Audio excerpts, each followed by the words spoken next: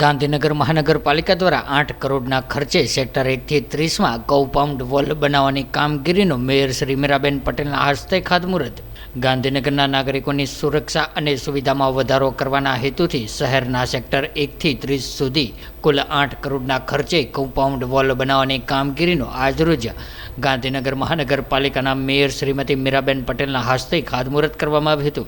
ત્યારે sector 2C ખાતે ગ સર્કલ પર યોજાયેલા આજના આ ખાતમુહૂર્ત પ્રસંગે સ્ટેન્ડિંગ કમિટીના ચેરમેન શ્રી ગૌરંગભાઈ વ્યાસા, બાંધકામ સમિતિના ચેરમેન શ્રી રાજુભાઈ પટેલ તેમજ મહાનગરપાલિકાના કાઉન્સિલરશ્રીઓ અને આગેવાનો ઉપસ્થિત રહ્યા હતા. આ કામગીરી દ્વારા શહેરમાં સુરક્ષા સુવિધામાં વધારો થશે અને નગરજનો માટે વધુ સુવિધાજનક અને સુરક્ષિત માળખાકીય વિકાસ હાથ ધરવામાં આવશે. ત્યારે આ કાર્યને સમય મર્યાદામાં પૂર્ણ કરવામાં આવશે અને તેની ગુણવત્તા માટે પણ મહાનગરપાલિકા વિશેષ ધ્યાન આપશે.